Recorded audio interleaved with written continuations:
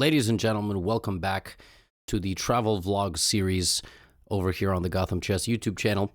I'm currently traveling in Europe a little bit. I'll be back home on April 29th, so we will go back to the home setup at that point.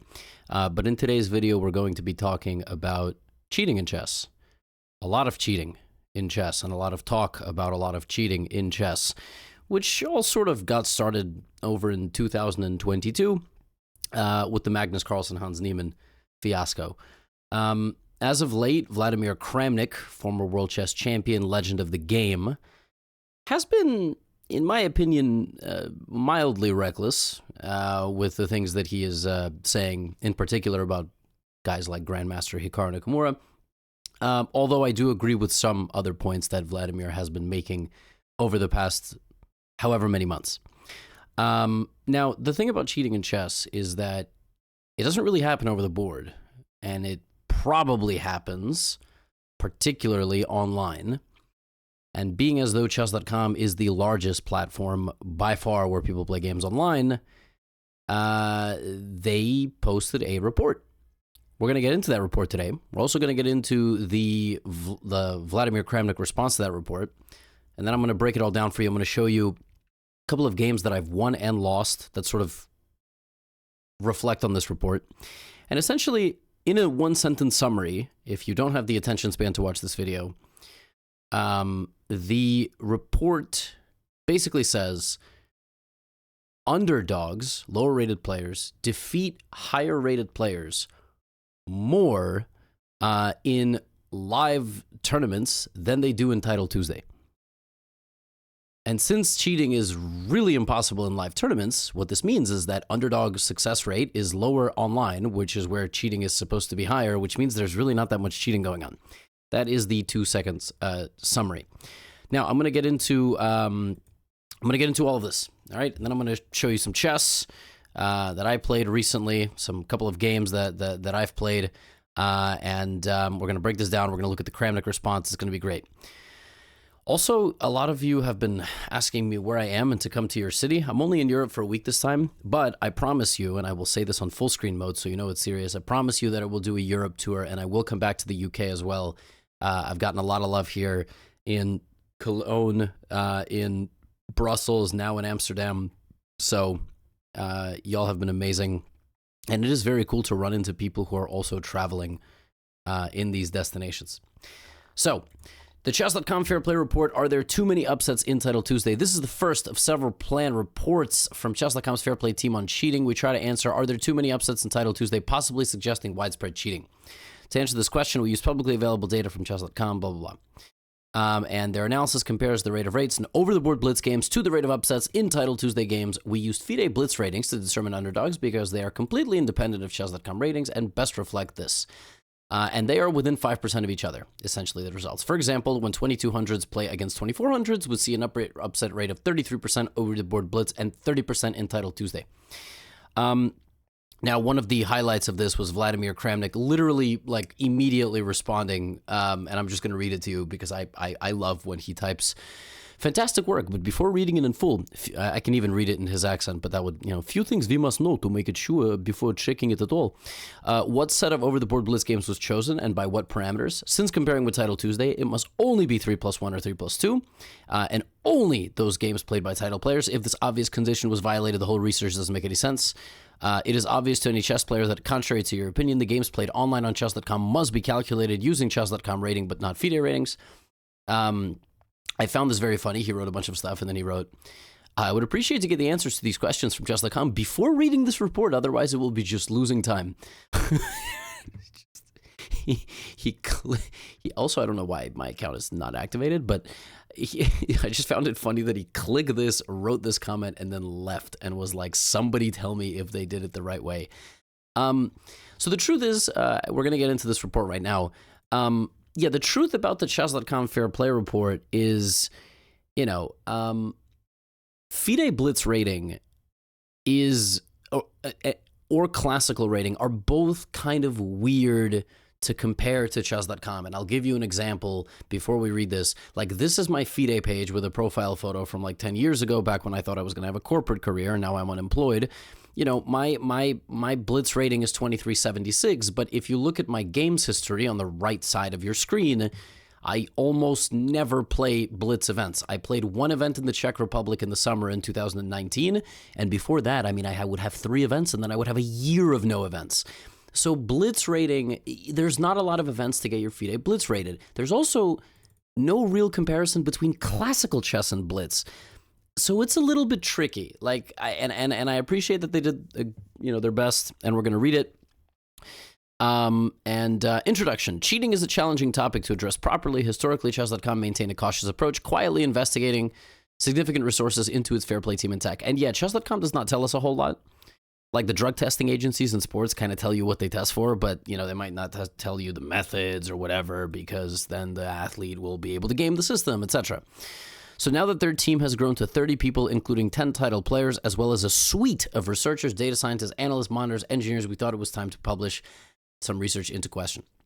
In particular, some members of the chess community, including some of the very best players in the world, they could have just named Kramnik. It is a bit strange that all of this recent stuff is like basically at the hands of one person. But many grandmasters, as we see from social media, do think a lot of cheating is going on. Have recently called into question the integrity of our Title Tuesday events, speculating that anywhere from 25 to 50% of players in these events are cheating without being caught. And cheating happens in Title Tuesday, but at the same time, based on the information we have, we believe cheating in Title Tuesday is limited and does not meaningfully impact Title Tuesday from week to week. Is there widespread cheating in Title Tuesday? To get at this question, we need a set of games outside of Title Tuesday that we trust are clean and a set of ratings that we trust are clean. So then they establish the baseline of fair play and compare what happens to Title Tuesday in that baseline. So what they used is in-person games. So games played at like World Blitz Championship or wherever. And actually, part of me saying or wherever is the problem. There is not a lot of places for grandmasters to play Blitz. Like there's the Grand Chess Tour events, but really, for the most part, chess is just classical chess. But, nowadays, especially with the younger players, they will play 10,000 chess games in a month on the internet, and they will play 9 in person. That is really the problem. That is the problem where a lot of this happens. There's a huge disconnect between your offline rating and your online rating. So let's acknowledge the important differences between over-the-board and online play, like pre-moving, mouse speed, internet connection, 2D and 3D visualization. This is a really big one. I mean, a lot of like coming live to play at a tournament is quite different. I don't know what type of impact this has on like professionals and people who are title players, but longer time controls and over-the-board blitz, which is generally 5+3 or 3+2, which for this, like, again, 3+1, nobody plays 3+1. That's another problem with this report. It's not the problem with the report. It's the problem with trying to get kind of a level of stability is that nobody plays 3+1. The standard over-the-board chess time control is 3+2 because you can't pre-move, so you get 2 seconds bonus just in general. Also, there is a higher level of pressure and focus over the board, like nerves, psychology, etc.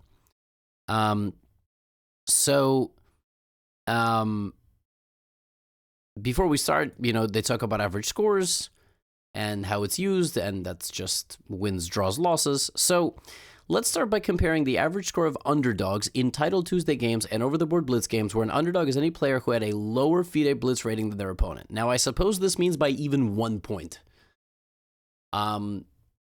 Which, again, I don't know if I love, but fine, let's do it. Underdog average scores, Title Tuesday versus over-the-board blitz, this many games, this many games. So over-the-board blitz, actually the underdog wins more. So the underdog actually wins 37% of the time when they have a lower rating, which could be by 10 points, which could be... Now again, I would have loved to see that range, but fine. We see underdogs actually perform worse, 32% than underdogs in over-the-board blitz. So... But it might be surprising that they actually perform better in over-the-board games. And I think basically the hypothesis is if there's no cheating in live games and they win more in live games, well, then they win less when there's technically much more ways to cheat.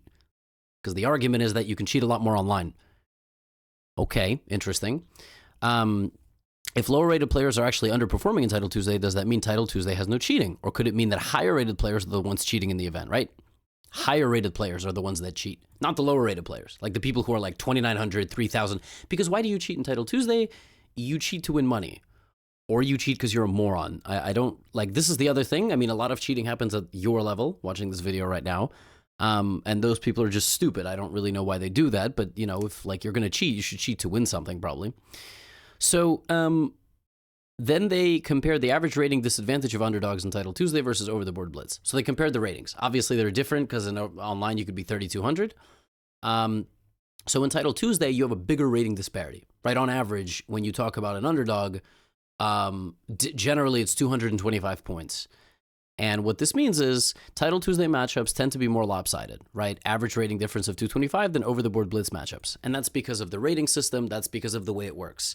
Like a majority of grandmasters are concentrated right here in over the board, which is like 2,600 to 2,800. Whereas on chess.com, I've played grandmasters who are 2,500, and I've played Hikaru, 3,200, and that's 700 points. It's a much bigger range. So that's another problem, is that the range is much bigger. And because over the board Blitz tournaments are invite only, they have a tighter range. And also, Title Tuesday is an 11-round Swiss tournament, right? So there's going to be a lot of lopsided matchups, okay? So clearly, we need to compare the average scores of underdogs while taking rating differences into account, all right? Let's compare the underdog averages by a 50-point rating bucket. So if we look at the leftmost bucket, the two side-by-side green bars tell us that when someone is anywhere from 350 to 400 points lower rated than their opponent, they score 24% in Title Tuesday games and 22% in over-the-board games. So if somebody is playing somebody else and they are an underdog by 350 to 400 points, whether it's FIDE Blitz or online, the score is roughly the same. They score maybe 2% better in Title Tuesday. And then what they did is they separated them into these buckets, right? Let's take one step further. Previous section, we treated all rating differences as the same group. But that's not always accurate, because if you're 2,000, like, again, go back to my account, right? If let's say I'm a child and I'm not a 20-something-year-old man, if I'm a kid and I don't play a lot, by the way, great example, Faustino Oro, the most talented player in the world right now, international master norm earner, like, you know, Messi of chess, look at his Blitz rating. And that Blitz rating is after gaining 200 points in the span of 4 months. He was 1,900 Blitz. He was 1,900 Blitz, while his classical rating was 2,200, while his chess.com Blitz rating is 2,885, and the highest that ever was is 2,991. So there was a period in time, Faustino Oro's Blitz rating on chess.com was like 1,000 points higher than his FIDE Blitz. And he is not the only one, like, with this situation. It might, for him, be more lopsided, but it's a common thing. So here we go. This is a pretty gnarly matrix. It took me a second to understand it. Let me just make sure I'm not getting in the way of my own crop here. So they're going to summarize all of this, but essentially higher rated players FIDE Blitz rating. You go over here, right? And then you go over here, and you start talking. This is the underdog score using FIDE Blitz. This is over the board Blitz. And if you observe the matrix, which they have sort of highlighted here, it's the exact same number. And the average score that one person would score, right? From losing games to, you know, getting a 50%. And so they unlock it here for us. Heat map on the top left shows the average score that underdogs in Title Tuesday, where they are split into 150-point buckets. So if we say, for example, right, this one, what it says is, the square with the violet outline shows when the lower rated player in Title Tuesday is rated between 2,150 and 2,299 FIDE Blitz, and the higher rated player is rated between 2,600 and 2,749. The low rated player scores 17% on average. That is insane. So what this is saying is that just under, like around 1 in 6 games will be won by a 2,150 to 2,299 player. Is that a typo? No. What? So a 2,180 will beat a Grandmaster in Blitz 1 in 6 games. That is actually shocking. And it is the exact same statistic in over the board. Like Title Tuesday, honestly, I would have thought it would be more. Because my hypothesis is people do cheat in Title Tuesday more than they would cheat over the board. I don't know. I don't think it's 25%, but I do think more people cheat online. Listen, It's happened to me. Like I've in my 5+ years of playing Title Tuesday, I'll play a random, player, and I'm like, but they're playing way too strong. Like there ain't no way. I also have my preconceived notions, but this literally says that in over-the-board games or online games, a player with this rating will beat somebody between, like, can you imagine a 2180 beating a 2700 in Blitz? It happens. That's what the data shows. Now, the heat map on the bottom shows the differences between top left and top right, right? So if we look at the square with the violet outline, which is right there, and it's literally 0%. It says that lower rated player is this, and higher rated player is this, which is a monster FIDE rating, by the way. The difference in Title Tuesday underdog average and over the board is 0. Now, if a square in the bottom heat map is positive, that means those underdogs are performing better in Title Tuesday than they are in over the board Blitz. So we go back, right? The biggest discrepancy is a 2600 to 2749. No, but that's negative. I thought that was positive. So I hypothesized, let's say people are cheating to win money, okay? Let's say people are cheating to win money. That means that their FIDE Blitz is probably lower than their opponent, but they're beating their opponent who's an established grandmaster, right? Does that make sense? So a player that doesn't have a high FIDE rating, classical, but has a pretty decent Blitz, is defeating a very strong Blitz player, right? So yeah, apparently that doesn't really happen. Like, the underdogs don't score particularly well. And they're performing worse in Title Tuesday compared to over the board Blitz. So that's interesting, right? So if they're performing worse in Title Tuesday, that means the over-the-board performance is actually stronger. And then my question would be, does that mean that when you run the results, a 2600 to 2749 player right here is lower rated than their opponent, and they actually perform worse in Title Tuesday? Now, if they were performing better in Title Tuesday than in over-the-board, I could see that being a problem, but they're not. So that's interesting, right? Because if they were dominating in the Title Tuesday of those two, right, like, then that would be an issue. That would mean that they're winning more in Title Tuesday but they're not. They're actually losing more in Title Tuesday, which is what the data, unless I'm completely wrong. And that's interesting. Okay. Now, the bonus here is the classical ratings, because again, you go to a kid's page like Faustino, massive discrepancy. Not the only one. There's also other players that have these types of discrepancies. Right, so they use FIDE Blitz for 2 reasons, right? And when they're talking about Blitz strength. Now, again, the caveat is there is not a lot of opportunities to play FIDE Blitz events. Okay, that's kind of the issue. And that is one of the things that Mr. Kramnik was so eloquently arguing here. He was saying the games played online must be calculated using ChessCom, but not FIDE rating. You claim yourself saying in this report there's major differences between the two, which I strongly disagree with together with most top players. Interesting. Kramnik disagrees with that. So it makes little sense examining using FIDE ratings. Often people inactive since only, yep, right. So they use both, which I think is correct. Empirically, we looked at how differences in FIDE classical rating maps to over-the-board outcomes and compared those to FIDE classical ratings map to over-the-board Blitz. And yet, even though we don't think FIDE classical ratings are the best ratings to use to predict what's going on in Blitz chess, we still made a comparison. And if you look here, it's pretty similar. So underdog average scores in Title Tuesday using FIDE classical ratings. So they gave you FIDE Blitz and they gave you FIDE classical.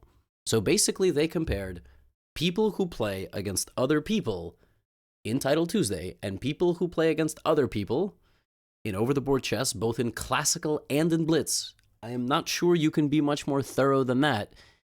And overall, the results are relatively accurate. And they're relatively comparable. Like, the map here shows that over the course of a lot of games and a big sample size, the results don't really change. The underdog scores, the lower-rated player scores consistently whether it's in Title Tuesday or over the board, whether it's FIDE Classical or FIDE Blitz, which is interesting. That is definitely, like, this was an interesting read for me because I actually thought it would be more. Now, they don't believe that there's no cheating in Title Tuesday. Bad actors do exist. In 2023, they closed 150 titled players as well as over 1 million non-titled accounts, which is completely nuts. But, I mean, a lot of people are playing chess, so a lot of people are cheating. Also, like, a massive percentage of this is like kids and teenagers, in my opinion.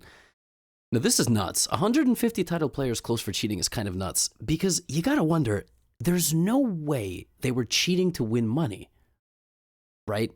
Because the same people win Title Tuesday like every week or 2 weeks. And a handful of those grandmasters get accused of cheating. Like Jose Martinez has been accused, right? Like other players by Kramnik, I can't remember off the top of my head, like Lazovic, right? They get accused. They're not banned because they're not cheating, according to chess.com. And 150 title players have been banned. You got to wonder, for what? Like, when did they cheat? Why did they cheat? Like, why are they cheating? Now, some people have theories why this many title players cheat. Some people say it's like you cheat to beat a strong player and then put it on your account that you like beat somebody so you can get students. Like, imagine being a chess teacher and saying, "Oh, I beat Fabiano Caruana in Blitz. You know, take lessons from me." That's a theory. I'm not saying that's my theory, but that is really fascinating that this many people have been banned for cheating. And their report does identify small discrepancies between underdog scores. And yet, without much more research, we cannot quantify how much of the discrepancies we see are explained by cheating. And then they made an addendum. Now, one thing, and this is me now talking completely out of my own backside. I'm a statistics major. Some of you may not know this. I got a degree in statistics and quantitative modeling. That was before I became a chess teacher. And when I read this, I was like, where are the p-values? I was like, my basic understanding of doing a statistical report is like, where is like the probability and the correlation and the this and that? And I do wonder if there is a way to let, you know, in a subsequent report, like this was all good and this was definitely interesting to read. But it's still, to me, like there's this open-ended question of what if I'm a grandmaster who's like number 130 in the world or something, and I'm just going to cheat a little bit in Title Tuesday, like a tiny bit, and I'm going to win some prizes, right? Like this is the big theory. Like what if like I'm really smart with my cheating? Like, oh, how would they catch that? I'm really curious. Like, actually, how would they catch that? And who knows? You know, maybe they will tell us the methodology. Maybe they won't. But if they do, I will make a video about it. Now, before I sign off, I wanted to take you through a very similar, you know, experience of mine. This is a very funny story. So first of all, the best win I have against a FIDE-rated Blitz player is probably my win against Peter Svidler. I beat Peter Svidler right when the pandemic started. I mean, God, maybe he had COVID and brain fog when he lost to me, but he lost to me, and, you know, sometimes a broken clock is right twice a day. And Peter Svidler is an absolute legend of the game. You look at his FIDE profile, he's like 2,700 Blitz, 2,734 rapid, you know, and I don't remember what it was then, but I think I have the same rating, by the way. So this was an upset of, you know, 310 points. It's a lot. It's really big, 310 points. And if we look at, this was a game actually I'm going to show you a bit later. This was a 300 and I don't know. I don't think it was, maybe it was this big, but it's like a 400-point upset, which is, you know, it happens. Most of the people that I beat, the strong grandmasters in Title Tuesday, like I have a couple of wins recently, you know, they're like 2,600 FIDE Blitz, 200 points, right? But we know from this report that generally the underdogs are bigger in Title Tuesday. Now, recently I lost to a player from El Salvador. I never heard of this guy in my life. I was just like, actually it was here. I was like playing on vacation and I lost the game. And he was rated 2,400. And I was like, I don't know who this is. And I clicked on his account and it's, you know, his name is Carlos Morales, Subcampeón Nacional El Salvador 2023. I was like, who is this guy? Right? So, you know, I looked at his FIDE, 2,100, 2027.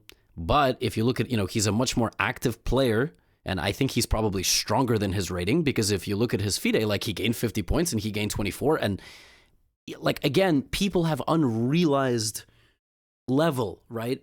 And then I went to Carlos's page. I found it very funny. Carlos, if I scroll down, Carlos lost the game to a person from Colombia. He lost the game to Elias Guzman Campo. And I found a page for Elias Guzman who's 70. It's a 70-year-old dude. And he's rated 21. He's rated higher because it's his best. The best thing he does. He just likes to play Blitz. So he's the stronger in Blitz, and he actually beat the guy who beat me, right? So my point is, like, it's all over the place. Like, all this stuff is completely all over the place. Like the FIDE Blitz, the FIDE Classical, there's got to be a way to standardize it. I think that's what they were going for in this report, right? And like I said, I beat Svidler. I mean, it happens. And I think the underdogs do score on a relatively consistent level, and the biggest surprising story is stories like Faustino. I'm using Faustino as an example because he's very popular right now, very strong player, and all these ratings are going up. But I have played so many people.